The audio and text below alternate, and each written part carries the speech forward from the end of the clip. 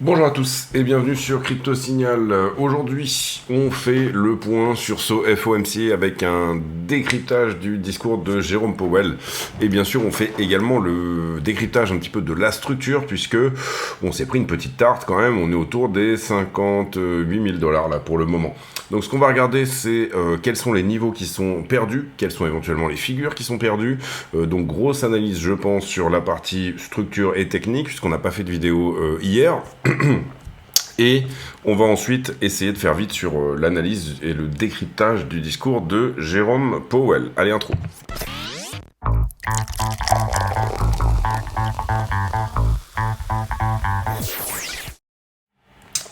Alors, on a repris un petit peu ici du daily pour faire un petit peu le point. Pour le moment, on reste toujours dans cette zone un petit peu rouge qui reste la zone substantielle de rejet ATH. On a dit qu'on invalidait autour des 77 000, on n'en est pas passé loin. On a validé quoi? On a validé bien sûr une flat ou une running flat ou une correction substantielle, on va dire, sur cette zone ATH là, pardon. Et bah, pour le moment, on n'a pas réussi à l'invalider malheureusement. Ce qu'on va regarder ici sur le daily, c'est qu'on est en train de perdre des niveaux substantiels. Il faudrait pas trop traîner sur cette zone. On le voit également, je ne sais pas si vous voyez bien le volume profile ici, mais on a ce node de volume profile finalement qui correspond un peu à tout ce business qu'on avait eu sur cette structure-là, duquel malheureusement on passe en dessous. En général, quand on commence à s'installer, pour le moment c'est pas le cas, hein, pour le moment on est juste sur une journée, c'est-à-dire qu'on accepterait une mèche, hein, ici, un petit peu dans le délire de ce qui a été fait là, mais quand on commence à s'installer dans ces choses-là, ben, on a tendance à venir couvrir toute la zone, c'est-à-dire ici en l'occurrence un retour aux 52 000. Pour le moment, ça réagit pas trop mal sur la mèche. On va zoomer un petit peu, on va voir un petit peu comment ça se passe. On savait qu'il allait y avoir un petit peu de volatilité aujourd'hui puisque c'était jour de FOMC, donc de meeting de la Fed. Malheureusement, ben, on s'en rappelle, on s'était fait rejeter ici par cette trend-là. Et on avait perdu, ça c'était sur la vidéo d'avant-hier, ce niveau en 4 heures, ce qui n'était pas un très bon signe. Et donc on pouvait se dire que éventuellement ce 4 heures-là allait nous donner quelque chose et il n'a même pas sincèrement donné une réaction. On va nettoyer ici et zoomer un petit peu plus. Il y a eu une petite réaction, mais c'est pas non plus incroyable hein, sur le niveau. On est plutôt allé voir directement, en fait, finalement, sur le 15 minutes qui est en bas. C'est-à-dire que la première vraie réaction qu'on a eue, on va dire, on l'a eu finalement sur ce point-là. Assez peu sur celui-ci. On avait déjà eu pas mal de réactions là. Il y a eu un petit quelque chose, hein. Je dis pas, on a dû faire 59 000 à 61, si je me trompe pas, sur cette bougie-là. Ouais, c'est ça, 59 000 à 61 exactement. Et puis derrière, bah, finalement, on enfonce assez fort. Dans les choses qu'on avait éventuellement vues également, même si nous, on était plutôt dans le scénario haussier, c'est-à-dire hein, de tenir clairement ces niveaux-là, eh bien, il y avait cette épaule, tête-épaule également, dont on a déjà touché la target, et la target se trouvait à peu près dans cette zone-là, en bas de cette zone-là finalement.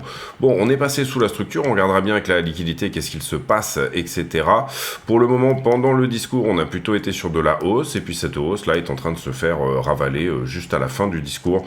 Le discours a été plutôt dovish, hein, il a été plutôt enfin entre guillemets, il a été plutôt Powell a annoncé que a priori à son sens il n'y aurait pas de hausse de taux à minima. Pour le moment, on avait cette petite trend là qui aurait pu sembler cassée, mais qui, on voit un assez net rejet, hein, on ravale un petit peu tout ce qu'il s'est fait. Spoiler alerte, il y a eu pas mal de monde qui a longué pendant le discours de Powell, hein, et c'est ce qu'on va voir quand on ira voir la liquidité. En tout cas, sur cette épaule, tête épaule là, la target est touchée, ce 4 heures là, il est perdu, le 1 heure qui est en dessous également, ce 4 heures là est perdu aussi, le 5 minutes qui est là, le 15 minutes qui est là également, celui-ci aussi, et finalement, on vient bah, sur un petit peu le dernier support des 56 626. Cette liquidité-là, elle est prise, donc on peut la sortir. Maintenant, l'idée, voilà, c'est rapidement, finalement, revenir et réintégrer un petit peu le range précédent. Si on se fait rejeter, hein, comme ça semble être le cas hein, pour le moment, en tout cas sur le mouvement qu'on voit là tout de suite à ce stade, vous avez une barre, on va dire, du range qui était par là, et bon, pour le moment, on se fait même rejeter on se fait rejeter à peu près par le range précédent. On va voir si ici ça se reprend. Pour le moment, on voit que c'est un mouvement de liquidité, sincèrement, c'est-à-dire qu'un petit peu trop d'optimisme dans ces zones-là. On va dire que si on dézoome, et c'est pour ça que j'avais dézoomé un petit peu au départ. Qu'est-ce qu'on a sous les yeux? On a d'abord cet élargissement sur un élargissement ascendant target une fois qu'on l'a perdu, ça on en a déjà parlé, mais c'est éventuellement retour en vague 2, retour en bas de la figure, donc attention, là ça viserait plutôt 42 ou 40. Maintenant j'y crois pas beaucoup, mais c'est possible. Derrière on a également, pour être un petit peu plus, on va dire, se positionner un petit peu plus éventuellement sur de la hausse, on est quand même sur une grosse trend ici. Alors attention, ça c'est pas vraiment une trend, c'est plus la liane sur laquelle le prix a tendance, c'est un peu la pente du mouvement actuel, on va dire ça comme ça. En gros, d'une certaine manière, tant qu'on est au-dessus de cette pente, on va dire que le mouvement reste, quand on est au-delà, avec du momentum, plus de momentum que la pente normale, et quand on est en dessous, c'est ce que j'appelle plutôt des choses qui tiennent plutôt à la panique. Pourquoi je parle donc plutôt FOMO ou panique. Pourquoi je parle de cette trend violette? Parce qu'au départ, c'est la pente un peu initiale du mouvement. On voit qu'on l'a perdu quand on avait fait ici le range entre 25 et 30 000 $. Et ensuite, une fois qu'elle a été réintégrée, elle a servi un petit peu de pente également. On est repassé dessous. Derrière, on a fait une très belle accélération. Et là, on est en train de retester. Donc, c'est pas vraiment une trend. Encore une fois, j'appelle plutôt ça une liane, moi, comme un serpent, comme si le prix était un serpent qui s'entoure. C'est vraiment plutôt la pente, entre guillemets, de ce mouvement haussier. C'est-à-dire que si on s'en écarte vraiment énormément, on pourra considérer éventuellement qu'elle est perdue.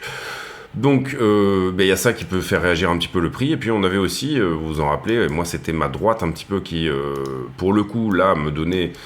Surtout quand on était dans cette période-là, en fait. Quand on était dans toute cette période-là, je disais à partir du moment où ça tient, c'est bon, à partir du moment où ça tient, c'est bon. Et puis finalement, quand on l'a perdu ici, d'ailleurs, on avait pris un très beau short ici sur cette zone-là, parce que tout simplement, on était plutôt dans un territoire. On avait joué ensuite, je me rappelle, le long ici pour le retest. On avait joué à nouveau un long également pour le retest suivant. Et à partir du moment où on est passé au-dessus, on va dire qu'on était bull only. Et là, on vient de lui faire un bisou à cette droite-là. Donc bon, on la garde sous les yeux parce qu'elle a joué assez fortement par le passé, on lui a pas tout à fait un bisou. Si on devait lui faire un bisou, on va dire qu'on serait plutôt autour des 55 600. Maintenant, on va voir où on est le funding, etc. et où se trouve la liquidité, toutes ces choses-là. Mais avant ça, une petite lecture, on va dire, du discours de Powell qui a eu lieu, il y a de ça une trentaine de minutes à peu près. Je vous la fais rapide, on va pas ici, encore une fois, refaire, enfin, on fait à chaque fois une analyse de ce que nous dit Powell, mais on va pas, faire trop long non plus. En gros, globalement, il nous a fait à peu près le discours habituel. La seule nouvelle dans son discours, parce qu'à chaque fois il arrive, il fait un discours et ensuite il répond à des questions. La seule nouvelle un petit peu dans son discours, c'est que le QT, donc le quantitative tapering, va ralentir. Ça, c'est l'info un peu du jour. Il l'avait déjà annoncé au dernier meeting. Il avait dit que probablement, elle allait ralentir prochainement. C'est ce qu'il dit maintenant. En fait, elle va diminuer de 60 milliards par mois. Donc le QT, c'est, on va dire, la Fed a des assets qu'elle vend. Elle les achète en fait parce que quand les taux sont très bas, ça oblige plus ou moins la Réserve fédérale américaine à tout simplement acheter une partie des obligations parce que personne n'en veut. D'une certaine manière, c'est un petit peu ça l'idée. Donc ensuite elle se retrouve avec un bilan extrêmement lourd, c'est-à-dire qu'on fait de la création monétaire et plutôt que de relancer ses voisins, on va tout simplement aller acheter ses propres obligations avec son propre argent. Là où avant on faisait des relances plutôt d'un autre style, ici on va dire que le style est plutôt tout simplement au fait de racheter ses obligations parce que sinon il y aurait une crise obligataire, on va dire ça comme ça. Ça vient du Japon, pendant la crise de 97, ça c'est quelque chose qui a plutôt bien fonctionné et depuis finalement les pays sont un petit peu accros à ça. Mais là, elle est en train de diminuer son bilan. On n'est pas en quantitative easing, on n'est pas en période de quantitative easing, on est en période de quantitative tapering, c'est-à-dire de la vente. Et en l'occurrence, on ralentit le rythme de cette vente. J'ai voulu faire simple et en fait, je me suis retrouvé à faire compliqué. Globalement également, dans les questions, on passe tout de suite aux questions puisque globalement, sinon, c'est le mandat de la Fed, c'est-à-dire je dois rester à 2% d'inflation et je dois garantir plus ou moins un marché du travail qui soit au plein emploi. Donc oui, ça j'ai oublié de le dire, mais la Fed, c'était un peu les attentes, complètement les attentes, mais garde ses taux inchangés de 5, et on reste à 5,25, 5,50, donc pas de coupe de taux pour aujourd'hui bien sûr. Et voilà, dans les questions, je vais en enlever certaines, puisque globalement il y a eu beaucoup de redites. Est-ce qu'on peut faire encore plus? C'est-à-dire, est-ce qu'on ne devrait pas augmenter tout simplement les taux une dernière fois, histoire d'aller à 2% une bonne fois pour toutes? Et là, Powell nous répond qu'il est pour lui, on est en territoire suffisamment restrictif. Un peu la même question qui suit, mais globalement, ce qu'il a répondu, c'est que pour lui, c'était très peu probable que le prochain mouvement soit une hausse, c'est-à-dire qu'il nous redit qu'il est vraiment dans cette idée que le prochain mouvement soit une baisse, et que sinon c'est le temps qui va faire son affaire, hein, entre guillemets, donc on va rester dans ces territoires restrictifs. Est-ce qu'on décale l'idée de baisser les taux, c'est-à-dire qu'on décale à 2025 ou pas? Ici il nous dit que ça va dépendre bien sûr de la data, et que en gros ce qu'il veut voir c'est vraiment que l'inflation soit sur la route des 2%, pas nécessairement à 2% complètement, mais au moins sur la route, c'est-à-dire une traîne tout simplement au moins assez viable, qu'on y est effectivement. Globalement, il a donné 3 possibilités, soit l'inflation range, et à ce moment-là, on reste dans les territoires restrictifs dans lesquels on est, c'est-à-dire 5,25, 5,50, le taux actuel, soit, à un moment donné, il y a quelque chose d'inattendu qui se passe sur le marché du travail, donc un chômage massif, hein, un gros souci. À ce moment-là, on sera obligé de baisser, même si on reste à des taux d'inflation qui sont conséquents. Et voilà, pour le moment, il dit que la croissance est bonne, même si le GDP a été légèrement plus faible sur ce trimestre-là, le GDP, c'est le PIB bien sûr, et voilà, en gros, il veut que le marché du travail se détende sans nécessairement craquer. Le marché du travail qui a très bien fonctionné cette année, malgré une immigration assez massive, donc de la nouvelle main-d'œuvre qui arrive, et malgré ça, finalement, on reste toujours autour du plein emploi aux États-Unis. Ensuite on lui demande quand est-ce qu'il pense couper, etc. Il dit qu'il en a absolument aucune idée. En tout cas au premier trimestre, ce qu'on a vu c'est une activité économique forte, une activité au niveau du marché du travail forte, et une inflation qui contre toute attente ne baisse pas malgré des territoires restrictifs. Donc lui il dit que c'est en partie dû à des problèmes de supply chain qu'il y avait avant et qui se sont résolus, donc du coup des demandes qui avaient été un peu frustrées, qui n'avaient pas pu être de la demande par exemple, je sais pas, pour des véhicules électriques ou des choses comme ça, qui n'avaient pas pu être servies, et qui finalement est servie maintenant. C'est ce qui fait plus ou moins bien fonctionner l'économie contre toute attente. Il dit qu'en fait son avis c'est qu'il va y avoir une baisse de l'inflation sur la fin de l'année, mais que il a une forme de confiance qui diminue quand même à chaque fois qu'il voit des datas qui ne vont pas nécessairement dans ce sens-là, et c'est pour ça qu'il reste dans les mêmes zones de taux, on va dire. Je passe parce que c'est globalement plus ou moins la même question. En gros, ils vont beaucoup se focuser sur le marché du travail et l'emploi. On a des news, d'ailleurs, vendredi qui vont sortir là-dessus. On a eu des news aujourd'hui, je vais revenir là-dessus tout à l'heure. Et donc, est-ce qu'on va ou pas baisser pour lui cette année, et est-ce qu'on ne serait pas dans une période de stagflation? Et là, il réfute totalement. Il dit que, en gros, une stagflation pour lui, c'est 10% de chômage et 10% d'inflation avec une croissance qui stagne. Et il ne voit ni la l'inflation, ni la stagnation économique, ni l'inflation en même temps. Pour lui, 3,4% de croissance en 2023, c'est pas du tout l'idée d'une stagflation, et une inflation à 3% et non pas à 10 n'est pas du tout non plus l'idée d'une stagflation. Donc ça, il réfute totalement. Là, on lui redemande, pourtant on a un PIB qui est autour des 2% en début d'année, enfin sur les prévisions, un chômage qui est autour des 4%, est-ce qu'on ne pourrait pas finalement se dire qu'une petite dernière hausse pourrait un petit peu nous amener à avoir le dernier pourcent? Et lui dit que non. En fait, la question, elle a été posée pour demander est-ce que vous avez eu des discussions au moins par rapport à ça aujourd'hui, dans ce meeting-là? Et lui, en gros, il dit non, on n'en a vraiment pas parlé de hausse supplémentaire. Le marché a plutôt bien réagi. Je regardais en même temps le prix dans des toutes petites TF, le marché a plutôt bien réagi à ça. Pardon. Et en gros, il dit que non, ils n'en ont pas du tout discuté, que c'était plutôt l'idée de rester haut pendant longtemps qui a été posée. Bon, après on lui pose la question, est-ce qu'en période d'élection c'est plus difficile d'avoir des avis un peu tranchés, etc. Là il dit on mange pas de ce pain-là, en gros nous on fait notre travail et on n'est pas nécessairement fonction des élections, on ne vit pas en fonction des élections. Bon, après, c'était du blabla, globalement. Là, il a pas mal parlé de problèmes de supply chain, c'est-à-dire de problèmes d'approvisionnement qui ont causé, pendant le Covid, un arrêt de l'économie. Ensuite, l'économie est repartie très fort. Ensuite, question plutôt intéressante qui parlait du shelter, c'est-à-dire l'hébergement, le secteur de l'hébergement. Parce qu'il y a en fait cette espèce de désinflation du secteur de l'hébergement qui n'arrive pas. Le secteur de l'hébergement, théoriquement, est extrêmement dépendant des taux. On peut penser ici qu'il y a des gens qui ont augmenté leur loyer et qui finalement restent à des niveaux de loyer restrictifs, tout simplement parce que les gens demandent quand même de rentrer sur ces loyers-là.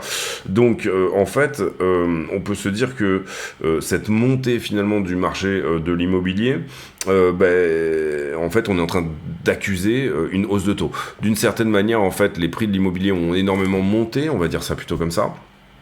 Les prix de l'immobilier ont énormément monté, donc les gens finalement le répercutent sur les loyers, les landlords, les propriétaires le répercutent finalement sur leurs loyers. Il dit que ça prend extrêmement de temps, ça prend beaucoup de temps pour que les loyers vont pas nécessairement même baisser, mais ils vont plutôt arrêter de monter pendant un certain temps. Voilà, il dit que pour lui, c'est des choses qui prennent beaucoup plus de temps, donc cette désinflation du secteur du housing n'arrive pas.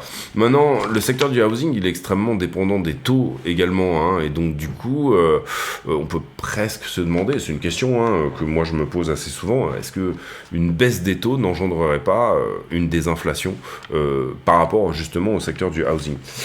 Ensuite, on lui pose la question de la différence avec l'Union européenne, pardon. Et les autres pays, on voit que finalement les autres pays sont en train de commencer à couper, à faire des coupes dans leurs taux. Là, il dit que pour lui, chaque Fed fait un peu pour sa sauce, pour son caractère domestique, on va dire. Que aux États-Unis, l'économie semble plus forte et que sur les marchés, donc l'Europe, pour lui, l'économie est un peu moins forte en Europe, donc c'est pour ça que ça va couper un peu plus vite. Et également sur les marchés émergents, donc là on parle du Brésil, on parle d'autres pays, on parle également de la Chine, ce genre de pays-là. Il dit qu'il y a eu des très bonnes politiques monétaires et que donc du coup ils accusent un peu moins le coup par rapport à dans le passé. Dans le passé, quand il y avait ce genre les marchés émergents avaient tendance à prendre tarif, et là c'est pas vraiment le cas. Est-ce qu'on doit avoir une dislocation de quelque chose pour aller au fameux 2%? Lui dit que pour le moment c'est ok, il reste possible, pour lui il est tout à fait possible d'avoir un soft landing, à son sens c'est tout à fait pas dans ses cordes, mais dans ses papiers, dans son idée. Et donc voilà, et en gros, sauf à avoir quelque chose d'inattendu et de violent sur le marché du travail, il pense qu'il va pouvoir effectivement arriver à cette target des 2%. Donc on a un Powell qui est très confiant sur le fait que l'inflation va baisser cette année, qui rassure un petit peu les marchés aussi d'une certaine manière, les marchés mais pas seulement, un petit peu l'investisseur lambda on va dire, un discours qui est assez dovish moi à mon sens, mais une espèce d'incertitude qui peut ne pas plaire au marché, puisque en l'occurrence là il nous a pas dit par rapport à ces meetings où il va nous dire exactement un plan, on en est là, on va faire ça, etc. Désolé, je vois que la caméra glitch un peu. On en est là, on va faire ça, on pense que on va en être là à tel endroit, etc. en août, puisqu'il nous avait annoncé probablement une première coupe de taux quand même en 2024, c'était un petit peu dans les tuyaux. Là, la question que le marché se pose, c'est on est le 1er mai, est-ce qu'en 2024, effectivement, ça va couper dans les taux ou pas? On n'a pas encore, je pense, sur le FOMC, sur le CME, trop d'infos sur comment le marché réagit à tout ça pour le prochain meeting. Donc là pour le 1er mai, vous voyez que le marché disait qu'on allait rester dans les mêmes proportions de taux. Là on parle de sondage bien sûr. En gros pour l'instant pour le meeting du 12 juin, donc dans 6 semaines, le marché pense à 90% qu'on restera également dans ces proportions de prix. Il va y avoir beaucoup de choses qui vont dépendre de la data. Les CPI en début de mois, donc ce sera autour du 10, je pense, ce mois-ci. Et puis, bien évidemment, les infos qu'on va avoir là, le 3 mai, vendredi, autour de comment va le marché de l'emploi. Spoiler alerte, on reviendra après sur les alts et sur Ethereum, puisque on est en train de vraiment ici dérouler un peu la news. Donc le CPI, ça sera autour du 10 mai, en général c'est vers le 10-12. Oui, ça sera le 14, CPI, non. Ça sera le 15 mai, cette fois-ci, donc relativement tard dans le mois. CPI le 15 mai, et ce que je disais, oui, c'est que... je sais plus... Oui, il y a eu un rapport ADP aujourd'hui. Le rapport ADP, qu'est-ce que c'est ? Le rapport ADP, c'est un sondage qui est effectué par une société privée, qui en fait appelle beaucoup d'employeurs, que ce soit dans l'industrie, les services, etc., toutes ces choses-là, ils ont un panel, en fait, ils appellent une sorte de panel pour essayer de prévoir quel va être le taux de chômage finalement du mois. Et globalement, ils leur disent est-ce que vous avez embauché ou pas ce mois-ci, tout simplement. Et là, en l'occurrence, on voit que sur ce rapport-là, on avait un consensus à 175 000, c'est-à-dire 175 000 embauche, en fait, finalement. Et puis là, on est plutôt à 200 000. Donc on est au-dessus. Donc on est sur un marché du travail qui va très bien, au sens où si on devait se dire quel va être le taux de chômage, et là, vous voyez que le consensus nous dit que sur le taux de chômage, pour ce vendredi, on serait à 3,8, c'est-à-dire au même endroit que ce qu'on était précédemment. A priori, on peut donner du crédit au consensus, là, et a priori, si on en suit le rapport ADP, en tout cas, on aurait peut-être même 3,7 ou quelque chose comme ça. Donc un marché du travail qui va très bien n'est pas nécessairement une bonne nouvelle, on va dire, en tout cas dans la période actuelle. Hein. La seule potentialité, c'est que effectivement Powell arrive à faire son soft landing, potentialité qui dans l'histoire s'est vérifiée assez peu de fois, mais pourquoi pas. On fait les news maintenant sur Twitter. La question que je pose là, c'est à partir du 30 avril, donc hier, il a été possible pour les ETF de Hong Kong d'être tradés. Ils ont commencé à être tradés tout simplement, ETF spot sur Bitcoin, Ethereum. Pour le moment, ils ne sont pas accessibles aux communs des mortels en Chine. Hong Kong a un statut un petit peu particulier, et on a vu des afflux de 6,3 millions sur la première demi-journée. Alors, est-ce que c'est beaucoup, pas beaucoup, etc. C'est pas la question. La question, c'est que ça peut être aussi bien un diesel, etc. Par contre, c'est pas 6,3 millions qui vont changer quoi que ce soit sur les prix. Donc en l'occurrence, on regardera plutôt les ETF américains qui pour le coup, eux, avaient des volumes plutôt de l'ordre du milliard à la journée. Maintenant, ça reste une bonne nouvelle, et ça reste aussi un signe d'ouverture de la Chine et d'un retour vers la potentialité des cryptos. Donc du coup, peut-être qu'à un moment donné, ça sera possible. Ici, c'était un peu la blague, puisque CZ, patron de Binance, a pris 4 mois de prison. Donc du coup, c'était un petit peu la blague. Tether qui enregistre un bénéfice record de 4,52 milliards au premier trimestre, c'est énorme. Hein. Bon, avec les taux actuels, bien évidemment, puisque Tether a des bons du trésor, récupère donc en ce moment, on va dire que pour leur business, c'est un petit peu l'embellie. Hein. Pour eux, pour le coup, ça se passe très très bien. Les outflows d'hier sur les ETF étaient de moins 161 millions. On enchaîne la 5e journée consécutive de sortie sur les ETF, donc c'est pas Jojo. Depuis le 24 avril, vous le voyez, moins 120, moins 217, moins 80, moins 51, et hier, moins 160. Donc on a des gens qui étaient rentrés sur les ETF qui sont en train d'en sortir. On voit que principalement quand même ça se passe sur Grayscale, hein, bien sûr, mais on voit que finalement les Ibit et compagnie, alors là j'ai pas les noms, mais on a des sorties de partout ici, vous le voyez, on a très peu d'entrées sur le 30 avril, hein. Donc ça c'est pas une très bonne nouvelle. Est-ce que ça a vendu pré-FOMC aussi ? Voilà, est-ce qu'on est ici sur du Bitcoin court terme ? C'est un peu des questions qu'on peut se poser. Et bien sûr, ici, la Fed qui laisse ses taux inchangés. Je vous rappelle que n'hésitez pas à aller voir les liens d'affiliation de la chaîne, puisque tous les bénéfices sont reversés à Mécénat Chirurgie Cardiaque, que j'ai perdu, qui est là. Mécénat Chirurgie Cardiaque qui opère des enfants qui ont des problèmes de cœur à la naissance, pour les faire venir se faire opérer en France, grâce à des partenariats avec Aviation Sans Frontières, etc. On va passer rapide sur la news, parce que c'est la news, hein, en fait, Powell, en gros, les taux qui restent inchangés, donc voilà, on a fait le tour sur Twitter, pour moi on peut passer là-dessus. Calendrier économique, on en a parlé aussi, hein, ça se passera vendredi pour la grosse annonce, on va dire, qui va être le taux de chômage du mois d'avril. Par ailleurs, qu'est-ce qu'on peut regarder d'autre ? Eh bien tout simplement, la liquidité et les liquidations. Avant ça, on va faire un tour sur Ether contre Bitcoin quand même, puisque j'ai oublié, je suis passé tout de suite à la news, et il se porte plutôt pas mal. Et c'est là que c'est intéressant, au sens où, théoriquement, dans ce genre de contexte-là, vous comprenez qu'on est sur un contexte d'inflation qui est quand même relativement intéressant. Finalement, Ether se renforce contre BTC. Et il tient tout à fait bien sa trend, vous voyez que c'est au dollar près. Sur la journée d'hier, je parle. Il tient tout à fait la plus agressive, on peut enlever d'ailleurs celle-ci. Alors, est-ce qu'on est sur quelque chose de correctif? Est-ce que la structure s'est retournée là? Pour moi, voilà, en tout cas, c'est des très bonnes zones, je pense, pour Ethereum, puisqu'il semble s'apprécier par rapport à BTC. Pour le coup, là où Bitcoin a perdu son flag, pour le coup, là, Ether, il est dans un flag également. Bon, le flag d'Ether avait une proportion un peu différente parce qu'il était en zigzag. Vous voyez ici, ça fait comme ça, une zigzag. Et pour le coup, celle de Bitcoin était beaucoup plus en flat, c'est-à-dire comme ceci. Donc Ether était quand même à des niveaux de correction assez importants. En tout cas, sur Ether, quand je regarde le daily... Pardon. Quand je regarde le daily, ça me semble pas moche, il y a une réponse sur support, on passe pas sous la structure, mais donc on n'a pas nettoyé non plus la liquidité, donc attention à ça. Nous on avait beaucoup parlé du niveau des 2700 qui pouvait nous intéresser, qui finalement, d'une certaine manière, alors on n'en est pas loin à ce stade, mais ici, vous voyez, correspond bien à cette petite trend là, jaune. Et si on venait la visiter et... voilà, à 2740...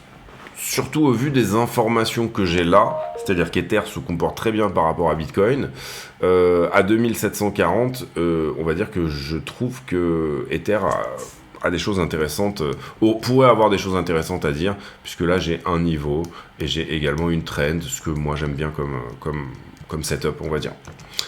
Est-ce qu'en 4 heures on a perdu le niveau inférieur? Il semblerait que non. Alors, oui mais non, d'accord. On va légèrement le baisser, mais bon, pour moi, voilà, pour le moment, ça se présente pas mal pour Ethereum. On va légèrement le baisser ici. J'aimerais bien que ça colle un peu avec ça. Ouais, là, ça me paraît propre. On garde ce 4 heures. Pour le moment, c'est pas trop mal, entre guillemets, pour Ether pour réagir sur support. Donc voilà, ça me paraît intéressant ici. Oui, c'est ça que je voulais enlever.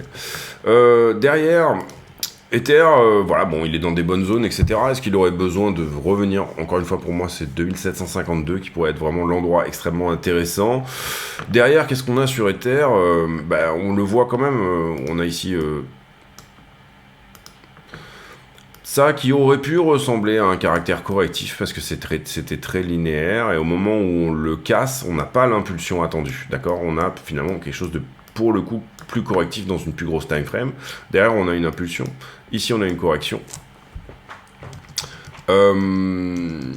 Correction qui ressemble un petit peu à un biseau. Comme ça. Ici, là, vous le voyez, la correction haussière. Target d'un biseau, en général, le bas de la figure. Pour le coup, on y est. Donc, voilà.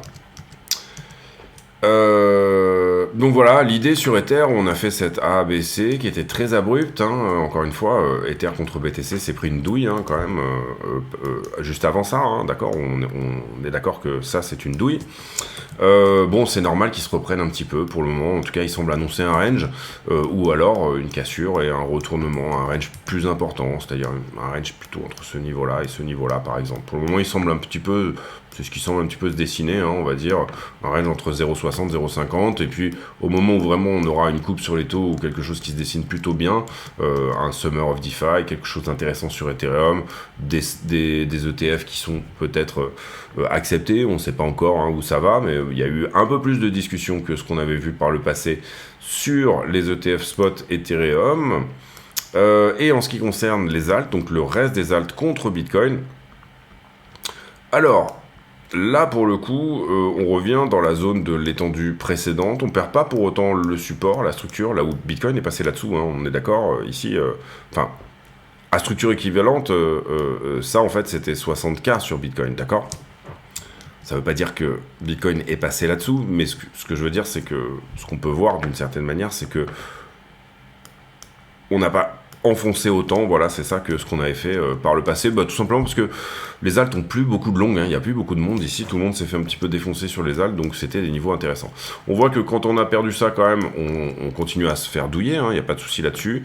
Une des questions qu'on peut se poser à ce stade, c'est est-ce qu'on avait notre flat étendu ici, et est-ce que là on fait une 1-2 et qu'on repart fort?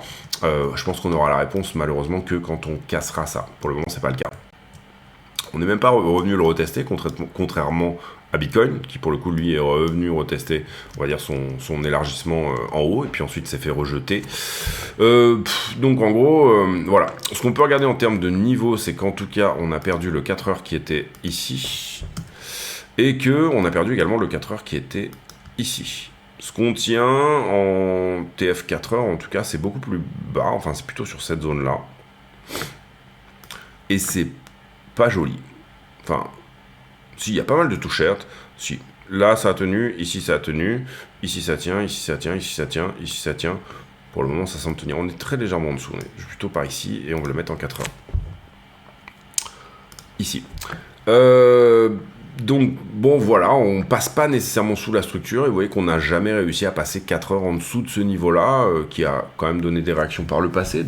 C'était plutôt des mèches, en fait, finalement, c'est plutôt des mèches de liquidation et ensuite des rachats systématiques, on va dire. Sur les alts contre BTC, ce qui n'est pas extrêmement encourageant à ce stade. On va se remettre en daily ici. C'est qu'on semble, entre guillemets, ici peut-être s'installer un peu sous cette trend-là, qui est un peu une trend historique, d'accord? On va voir la réaction, si ça repasse au-dessus, tout va bien. Mais si on commence à s'installer dessous, on peut avoir peut-être droit à une correction plus importante. Maintenant, pour le moment, c'est pas le scénar envisagé. Pour moi, le scénar plutôt envisagé, ça serait finalement une fin de 4 ici. Vous voyez, vous avez une 2 ici, une 2, une 3, une 4 en flat étendu, on en a parlé, et il nous manque une 5 pour aller plus haut. Si c'est pas ce qu'on a, et ben à ce moment-là, peut-être une correction plus importante, revenir dans les zones ici de la 1. Pour le moment, ça ressemble à quelque chose qui a un caractère entre guillemets impulsif. Pourquoi ça? Parce que dans cette 4-là, on va dire, on ne voyage pas dans le... On ne vient pas chercher le territoire vraiment de la 1, donc c'est ça qu'on veut d'une impulsive. Voilà. On aurait eu, du coup, si on commence une 5 ici à ce stade, là-dessus, hein, dans la potentialité haussière de ce qui va se passer sur les alts, ça c'est la correction, d'accord? Ça c'était l'impulsion, ça c'est la correction, et puis derrière, maintenant il faut que ça se bouge, parce que si on perd la racine qui est là, du coup c'est une correction plus importante. Maintenant nous on essaye d'avoir les infos un peu plus vite. Donc ce que j'aime pas trop, c'est qu'on perd un petit peu de... Mais on l'avait déjà méché dessous ici, par contre il faut qu'on se reprenne ici, là, tout de suite, dans la journée, c'est-à-dire que... peut-être pas faire une ouverture clôture en dessous de ce niveau-là en daily. Je dirais que c'est une trend qui ressemble plutôt à du daily. Enfin, à laquelle on peut donner ce caractère daily, on va dire ça comme ça. Ce 4 heures pour le moment tient, mais vous voyez que c'est fébrile. Et puis, il faut qu'on réintègre cette fameuse trend. On va nettoyer un petit peu aussi ce qui se passe par là. Je pense qu'on peut nettoyer ça aussi. En l'occurrence, la nouvelle trend de distribution, elle est plutôt là, donc il faudra faire attention de bien passer ces points-là. À partir du moment où on casse ça déjà d'une certaine manière, ici, et qu'on casse ça, l'idée, je pense, est à minima de revenir ici sur le top. Donc voilà l'idée pour les alts. Pour moi, ça semble plutôt correctif. Combien on a corrigé en termes de Fibonacci un petit peu, enfin en termes de niveau de toute cette hausse-là? Énormément, on est quasiment descendu sous les 0,786. En tout cas, c'était un retour en zone de rechargement. On sait que les alts offrent plus de volatilité que les autres. Et si jamais on avait une 3 qui nous donne exactement la même chose que la 1, je parle des petites vagues ici, donc une vague 3 ici qui vient de nous donner 100%, vous voyez que ça nous ramènera à peu près sur cette zone-là. Et si elle se fait en extension, ça nous ramènera à peu près sur cette zone-là. Maintenant, à partir de là, et pour le moment, il faut déjà péter ces distributions-là, hein. Pour le moment, on est en distribution, il n'y a pas de souci là-dessus. Donc attention, c'est baissier, ok? D'une manière générale également, hein, là c'est pareil, on regarde la structure, etc. pour les endroits où ça peut rebondir, mais Ether c'est baissier, Bitcoin c'est baissier, sur le fond, hein, je veux dire, bien sûr. Ether BTC, petit changement de caractère ici, mais ça reste baissier. Et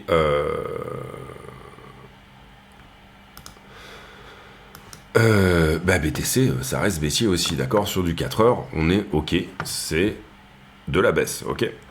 La question ici, je pense, maintenant qu'on vient de faire cette cette pulse ici, cette petite impulsion, bah, c'est de commencer éventuellement ici à vraiment regarder et à considérer que chaque correction va nous donner une impulsion supplémentaire vers le bas. Ça ne veut pas dire qu'on passe nécessairement en direction préférentielle short, ça veut dire que si on prend du long, eh ben on n'hésite pas à dérisquer les 3/4 de sa position, pourquoi pas monter CSL à break-even, etc. Comme on est contre-tendance quand on fait du long, eh bien c'est déjà ce qu'on fait, hein, plus ou moins, mais bien faire ceinture bretelle à ce niveau-là.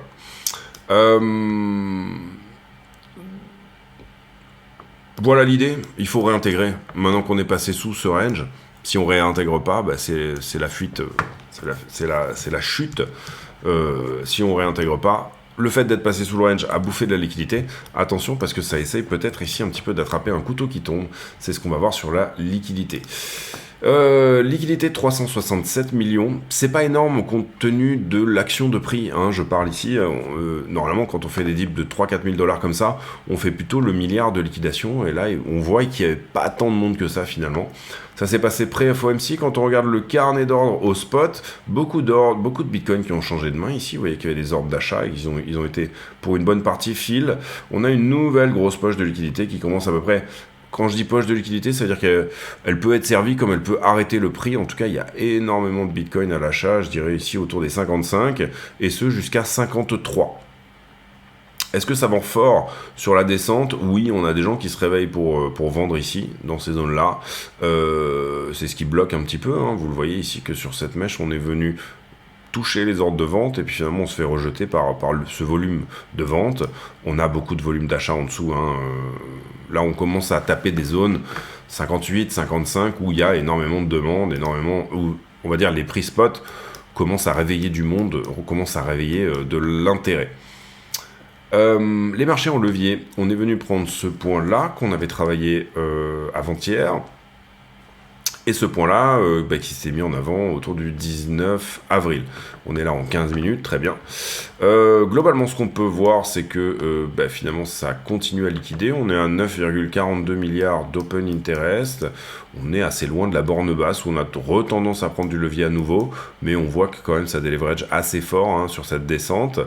Sur le funding, globalement, ce que je vois moi, c'est que donc ce point-là a été pris, mais on va probablement l'utiliser.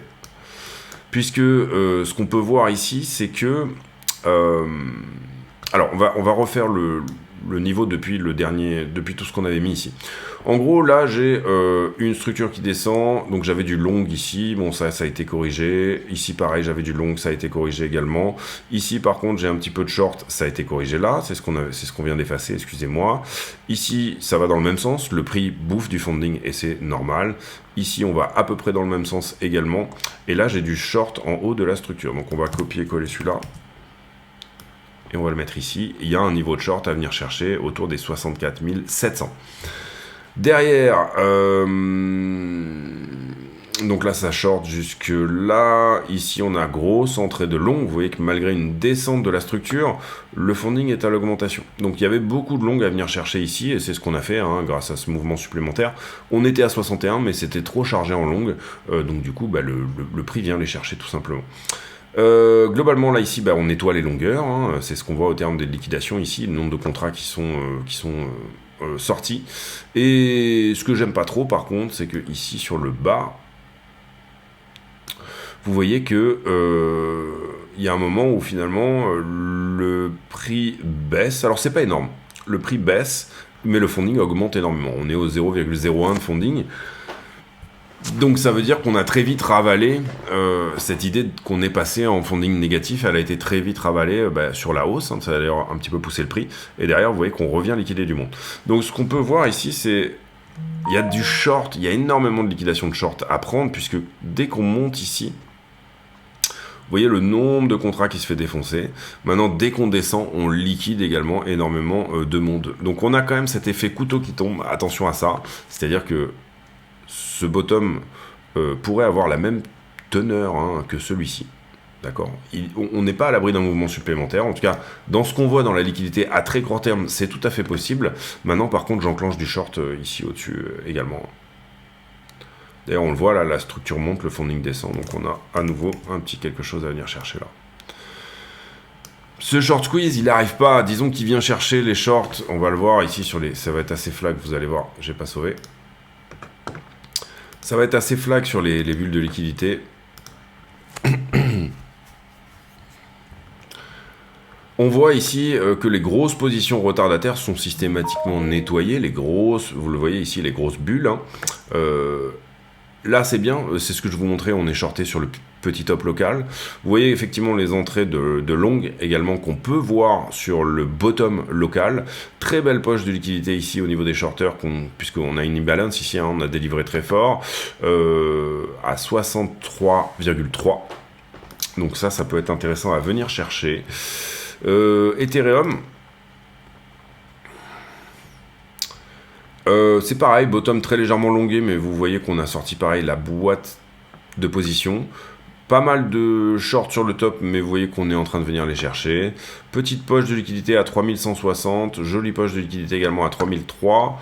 Voilà, Ether pourrait s'occuper de ces shorts. On a peut-être encore le point d'entrée peut-être légèrement plus bas, peut-être sur trend. Vous le voyez ici, un dernier petit coup là, venir prendre ce qui se passe là. Maintenant, c'est pas des grosses positions non plus. Les grosses positions, je dirais qu'elles commencent autour des 3060 $. Beaucoup de shorts, beaucoup plus de shorts hein, sur les derniers jours. C'est normal, la structure de prix, la structure de prix a été extrêmement baissière, donc c'est normal. La One Week, elle est complètement nettoyée, mais vous voyez ici cet effet couteau qui tombe, justement, qui s'est mis en place aujourd'hui, hein, finalement, où on a quand même beaucoup de monde qui essaye de longuer ce bas de range. Alors c'est possible que ça tienne, si ces gens-là ont de la thune, et qui sont capables de défendre tout simplement leur liquidité, et d'augmenter leur taille de position, si jamais on retourne sur ces zones de prix, ça sera simplement des institutions qui construisent des très grosses positions. À ce stade, et ce qu'on peut voir sur la 7 jours, c'est que finalement on est venu prendre la liquidité intermédiaire à la suite de ici ce petit dip finalement qu'on a fait ce matin. Et là on est venu chercher cette liquidité là, donc la liquidité fraîche. Prochaine boîte de liquidité en fraîcheur est à 62 500. Et la grosse boîte de liquidité méga fraîche sur la One Week est autour des 66 600. On est sur un funding qui est assez neutre, donc finalement ce qu'on peut éventuellement regarder, c'est directement aller voir à la 3 mois et puis se dire qu'il y a autant de monde là que de monde là pour le moment à court terme. Vous voyez qu'on a pris la boîte qui était là autour des 58. Est-ce qu'on a besoin d'aller prendre la boîte à 50, voire la boîte qui est en train de se créer très légèrement plus bas ici autour des 55, ou alors est-ce qu'on va enfin avoir ce short squeeze des familles qui finalement va venir chercher toutes ces boîtes là. Ce qui manque un petit peu sur la 3 mois, vous voyez, c'est de la liquidité intermédiaire entre maintenant et finalement 65 000 $, là où est la grosse poche en weekly. La grosse poche en weekly est également bien sûr autour des 60, puisqu'on y allait par 3 fois. Ici vous voyez qu'on allait une fois là, et une fois là, autour des 60-72 000 $. Donc on a probablement encore des traders de position, même si une bonne partie a dû prendre au profit, sinon on serait en funding très largement négatif. Et là, vous comprenez qu'on a la même chose en dessous du prix que au-dessus du prix. On a la même quantité de personnes. La question étant, est-ce que les acheteurs au spot se montrent ? Et pour le moment, on voit quand même un carnet d'ordre qui est plutôt bien rempli hein, sur les zones. Sur Ether, même chose. On prend la grosse boîte de liquidité qui est là sur la 7 jours. Derrière, on a ce phénomène un peu de couteau qui tombe, donc on vient chercher. Étonnant qu'on n'ait pas eu à minima quand même ce rebond à 3110 avant de faire le drop. Il a suivi Bitcoin, hein, tout simplement. Ici, il vient chercher sa liquidité intermédiaire. Encore une fois, on est sur la One Week ici, en gros, de la journée, hein, celle qui s'est créée ce matin. Et il y a une belle boîte de liquidité à venir chercher quand même autour des 3135. Reste à voir si on n'a pas... En fait, c'est le spot qui donne un petit peu le ton, hein, c'est-à-dire la demande au spot ici en ce moment donne le ton. Et sur les alts, on voit qu'on est en zone complètement neutre. Aucune des alts n'est ouvertement surshortée ou ouvertement surlonguée. Les alts n'intéressent plus, entre guillemets, en levier. C'est pas tellement qu'elles n'intéressent pas, c'est que elles sont dans une zone neutre. Elles sont autant shortées que longuées. On le voit ici, on est dans les zones qui sont tout à fait vertes. On va sur le prix, on fait la conclue de cette vidéo. Le fondamental est pas dégueulasse. J'ai envie de dire que le discours était vraiment pas flippant. Ce qu'on peut voir également, c'est que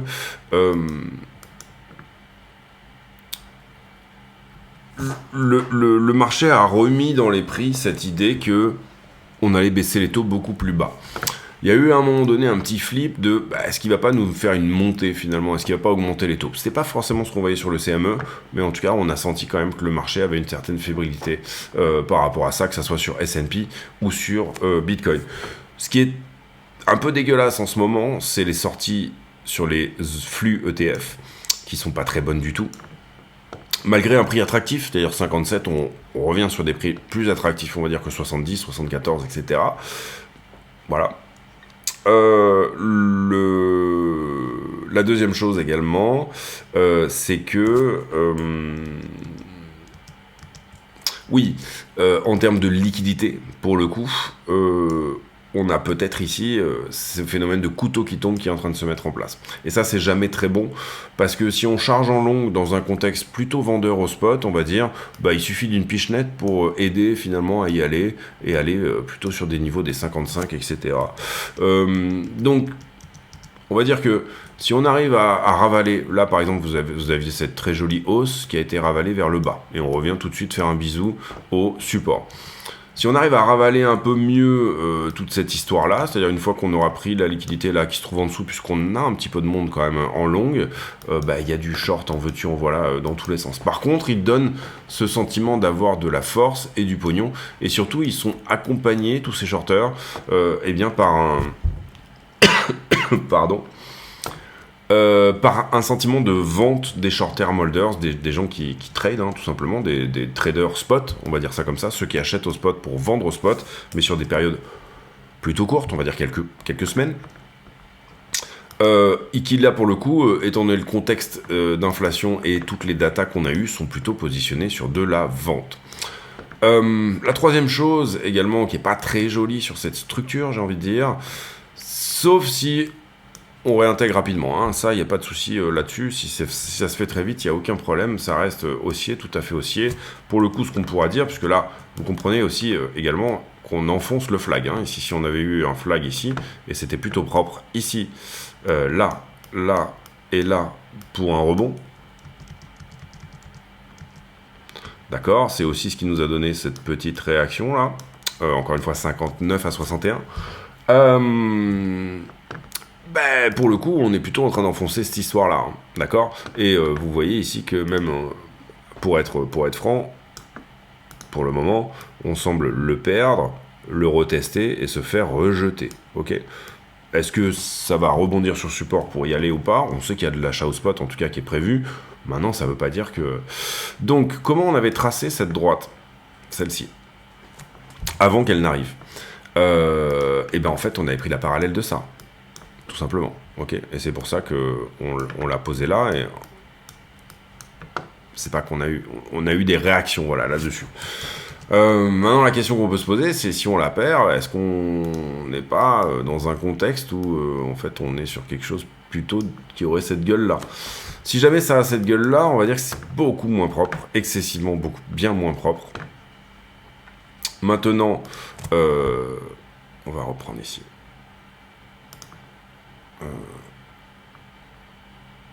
Ça. Ouais. Difficile de dire. Si vraiment on avait rebondi, je dirais pile poil sur 59, etc. J'aurais dit le support est en train de tenir, on est pas mal, etc. Ceci, cela. Maintenant, ce qui me gêne un petit peu, c'est qu'on enfonce, et c'est qu'on fait pas une mèche tout de suite, bam, ou en 20 minutes, c'est réglé, et on repart. Le support ici réagit en 15. Maintenant, là où je dis attention, c'est... Ici, on a une belle imbalance pour aller là, finalement. Et en termes de volume profile, c'est une zone où on n'est pas du tout fourni, justement parce qu'il y a cette imbalance-là, d'accord? Donc si le prix commence à s'installer en dessous, sincèrement, pour moi, c'est plus 52 qu'autre chose. Donc pour le moment, pour moi, on est attentiste. J'aurais préféré qu'on rebondisse ici directement sur le support. J'aurais préféré qu'on se fasse pas rejeter également suite au FOMC. On sait que cette semaine, il va y avoir de la vol parce qu'il y a des grosses news. C'est un FOMC, alors parfois, pré-FOMC, on va dire que... En tout cas, on sait qu'il y a de la vol, les jours de FOMC. Ce qu'on veut voir maintenant à ce stade, c'est on règle la liquidité qui se trouve là-dessous, et puis ça y est, c'est fini, ça repart. Maintenant, pour fatiguer les longueurs, parfois ça prend du temps, et parfois ça demande tout simplement un squeeze. Donc attention à ça. Donc pour le moment, moi je reste assez attentiste. J'avais deux positions. J'en ai une sur Avax et j'en ai une sur FitFi qui ont tenu. Bon, on va voir si ça tient très longtemps. Et ma position sur BTC qui était ouverte à 60 400 a été... En fait, j'avais monté mon stop loss à break-even, donc du coup, elle est sortie. Je me pose la question ici de refaire une nouvelle entrée ou pas sur les niveaux actuels. Hein. Je parle ici autour des 57. Je me pose la question, sincèrement. Soit j'attends une structure, une vraie structure. D'ailleurs, c'était un petit peu un début de ce qu'on avait là. Hein. Soit j'attends 52. C'est un peu la question. Et 2007, 2650, 2700 sur Ethereum. C'est un peu la question que je me pose. Là, on a corrigé un petit peu cette imbalance. On avait un joli W là quand même. Voilà, bon, je pense que les niveaux sont pas dégueulasses. Soit on attend la structure pour que ça y aille, soit on joue quelque chose dans une beaucoup plus petite TF, hein, typiquement.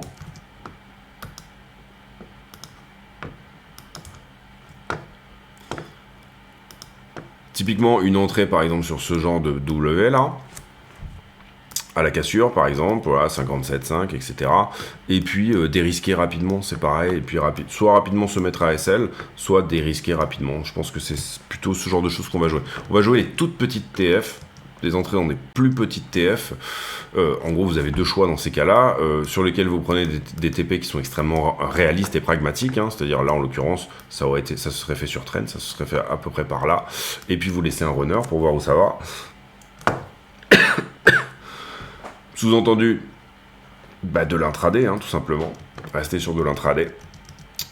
Soit on attend un gros W 4 heures pour le coup, et là pour le coup on essaye de rentrer sur un trade de position.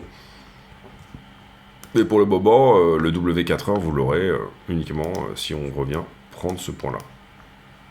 Ici. Ok. C'est-à-dire 59,5. C'est une question d'entrée, point d'entrée, etc. Est-ce que je rentre dans de la petite TF que je dérisque rapidement pour finalement faire mon beurre quand même et laisser un runner aller chercher plus, ou alors est-ce que j'attends une structure plus grande pour essayer de jouer un trade de position un petit peu plus long. En tout cas, il n'y a pas beaucoup de longueur. Le problème, c'est que les longueurs sont les positions les plus fraîches. C'est-à-dire que...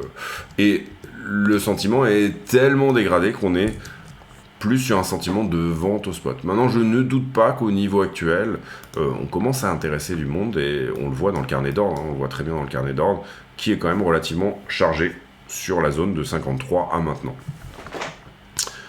Donc voilà, j'aurais tendance à jouer de la petite TF dérisquer rapidement, ou alors attendre des confirmations de structure pour rentrer sur des plus grosses TF. Donc, petit trade intraday qui se transforme en trade de position grâce à un runner, donc très petite position hein, pour le coup, mais qui va chercher très haut, hein, c'est un peu ce qu'on a cherché dernièrement.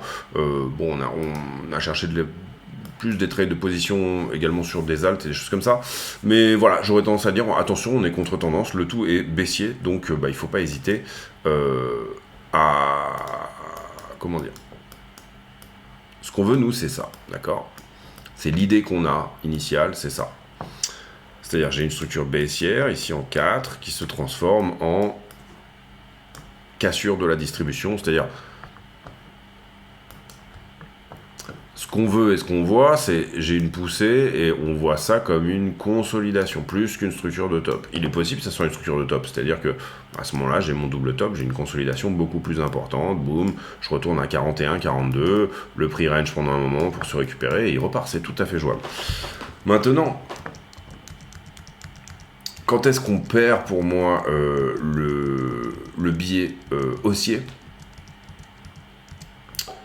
Je l'établis comme on l'avait fait dans ce moment-là, d'accord? Je l'établis pareil, toujours, encore une fois, là, à partir du moment où on passe là-dessous, on passera, comme on perd la pente du mouvement d'une certaine manière, on passera en direction préférentielle short. Sous-entendu, bah c'est là qu'on perd la pente du mouvement, tout simplement. Donc je ne suis plus dans le momentum de la montée précédente. Pour le moment, pour moi, ça a plutôt une gueule de consolidation qu'une gueule d'impulsion vers le bas, d'accord? À partir du moment où on perd ça, il y a des très très jolies impulsions vers le bas qui pourraient éventuellement se faire un petit peu sur le modèle. Pardon. sur le modèle de ce qu'on avait eu là, hein, qui nous donne quand même 41 vers 38, c'est pas ouf, c'est un petit 10%, mais c'est pas trop mal. Et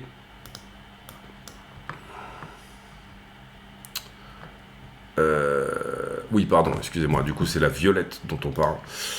Oui, c'est ça.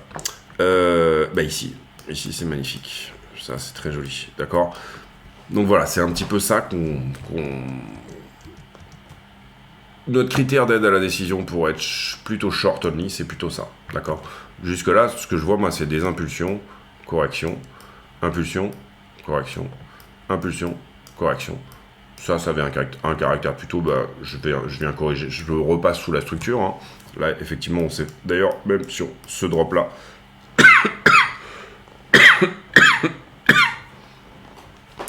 je me souviens que ça, c'était pas une très bonne journée.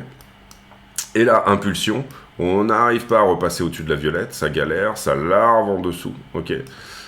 Impulsion, correction, impulsion, correction.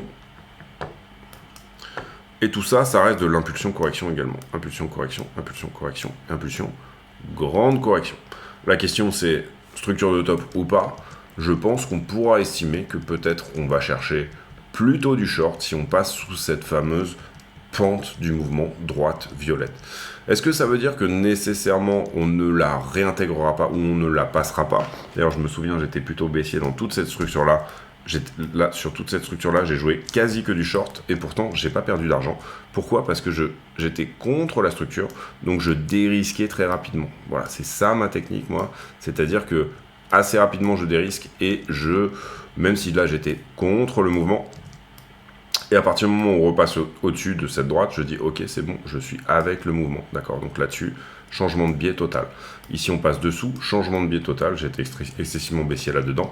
Donc, on va dire que c'est logique de se dire que la droite, c'est la pente du mouvement. J'ai essayé de vous trouver peut-être un exemple dans le passé.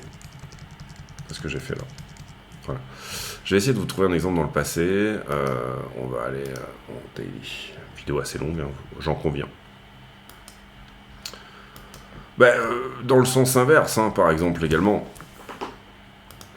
Ici, vous avez cette traîne de distribution. La pente du mouvement, moi, je la qualifierais plutôt d'être ici.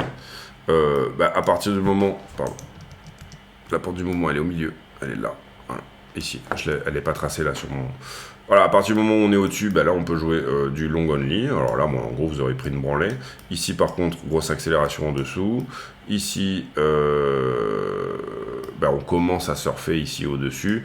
À partir du moment ici où là, on pète la traîne littéralement, là, on est sur du long only. À l'inverse, désolé, j'ai peut-être éternué. Vous voyez ici, bon là, elle est mal tracée, hein, mais la pente du mouvement précédent, d'accord. Et en gros, même, elle aurait pu être un petit peu plus comme ça. Voilà. À partir du moment où on passe en dessous de cette pente-là, pour le coup, vous comprenez que la structure change totalement de caractère. Donc en l'occurrence ici, on va dire la pente du mouvement basique, celle sur laquelle on aurait pu légèrement passer en dessous. C'est ce que je vais essayer de vous montrer. Donc parfois ne pas être nécessairement tout pile dans le bon mouvement. Alors celle-là est un petit peu agressive, j'aurais peut-être plus tendance. On cherche une liane, hein, vous comprenez, ici on cherche un endroit où le prix s'enroule un petit peu autour et que ça nous donne des informations substantielles. Voilà, bon, alors c'est facile de faire la météo d'hier, mais ça aurait peut-être plutôt cette gueule-là. Et ici, vous comprenez que si vous changez de biais un peu dans ces zones-là, c'est relativement bénéfique. En l'occurrence, pour moi, elle aurait été peut-être un petit peu plus haute ici. Puisqu'on ne cherche pas une droite de tendance ici, hein, c'est pas l'idée.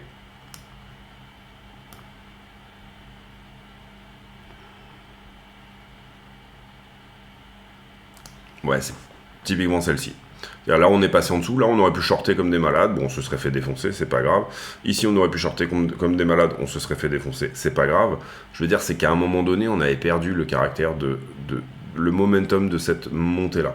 Donc, à partir du moment où... puisque là, on va dire qu'à certains moments... Ici, par exemple, un type... Bon, là, c'est pas très propre, mais... Plutôt ici, voilà. Et là, bon, c'est tellement sporadique... Enfin, on la récupère tellement vite que voilà. Et ici, pareil. Donc tout ça, territoire bullish, d'accord. À partir du moment donc du coup où on passe en dessous, bah, territoire bear, d'accord. À partir de là, on essaye de trouver la droite suffisante pour se dire j'ai peut-être un endroit où je me récupère ici, d'accord. Donc c'est toujours pareil, dans l'UT, ça correspond toujours à l'UT dont on parle. Là, on a une tendance weekly qui commence à être baissière, et ici on a une tendance daily qui est haussière, d'accord. Donc là, il y avait des très jolies choses à faire en longue, en dérisquant, puisque la weekly reste baissière, d'accord. Excusez-moi, j'ai du mal à parler. Je suis vraiment bien malade, ça fait je sais pas combien de semaines que je suis malade, ça me rend fou. Donc voilà, l'idée en gros, pour vous expliquer ça facilement et rapidement, c'est quand même d'avoir ce genre de liane autour de laquelle le prix s'entoure. Là, c'était pas un très bon exemple, mais je pourrais vous en trouver 50, peut-être plutôt sur les descentes, etc. Mais d'avoir ce genre de liane sur lequel le prix s'enroule, mais il a tendance quand même à avoir de la réaction. Vous voyez ici que ça correspond en fait finalement même à la première intention, d'accord. La première intention, c'était ça, de la recovery qu'on avait, hein, cette espèce de tas-séance, là, vous la voyez ici, la tas-séance comme ça.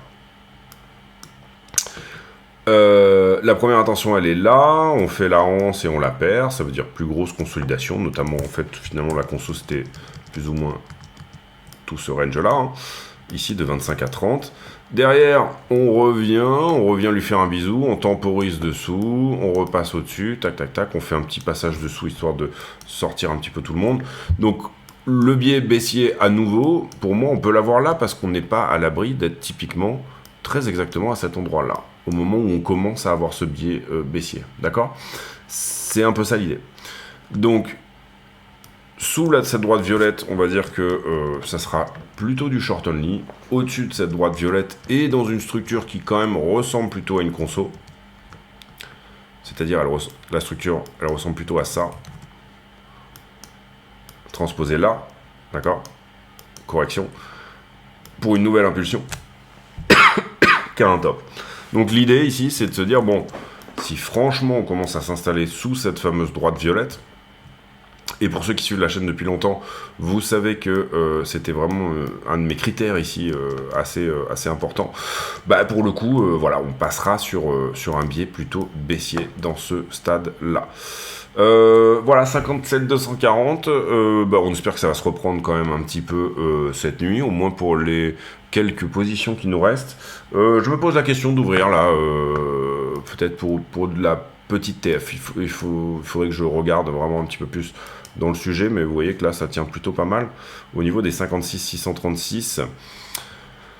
La structure a très légèrement changé de caractère, elle n'a pas pour le coup perdu ses plus bas, alors bon, ça veut dire qu'il y a une certaine intention, ici, vous le voyez, il y a une certaine intention,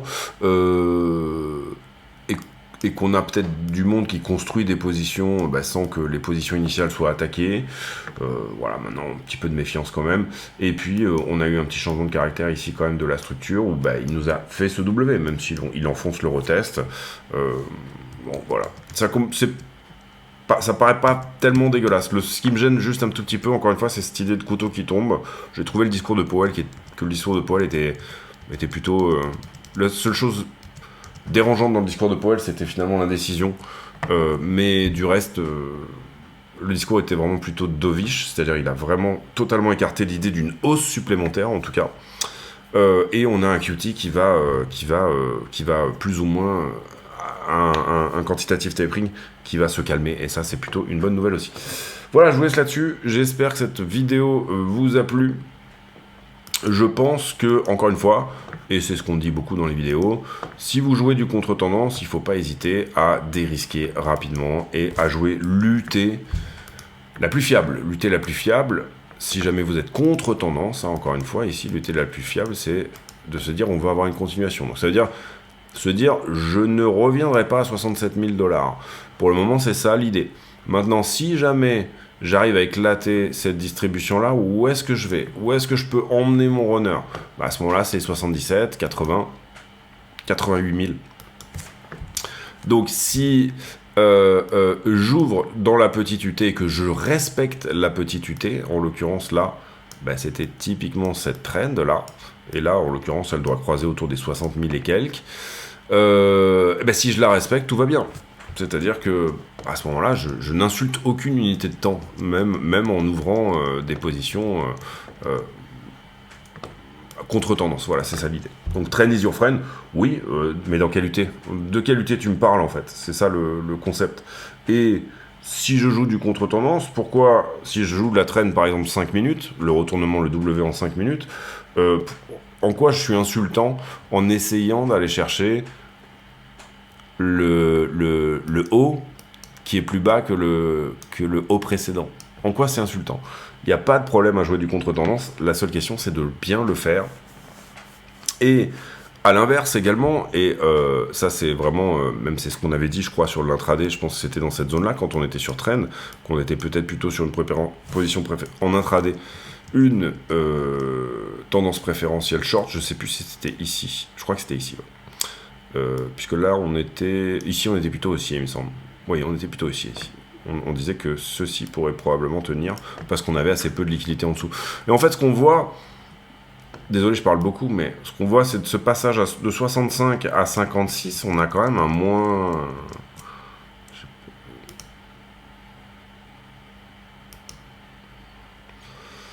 moins 15%. Ben on bouffe que 300 millions de longues. Enfin, peut-être un peu plus, puisque les 300 millions, on a dû les bouffer depuis hier. Moins 10%. On bouffe que 300 millions. Normalement, ça fait le milliard. Hein. Ici, on avait fait le milliard, je pense. Là, il me semble. Il me semble que là, on avait fait le milliard. Plus c'était là ou c'était là. Mais bon, là, oui, c'est ça. Non, c'était celui-là. Le premier hôtesse des 60. Parce que très sharp, très rapide. Perte de trend ici, et boum, ça dévisse, ça dégage très fort. Donc voilà, j'ai pour habitude en fin de vidéo de poser une question à la con, c'est-à-dire une question qui n'a rien à voir avec le prix du Bitcoin, mais qui nous permet de converser de choses et d'autres.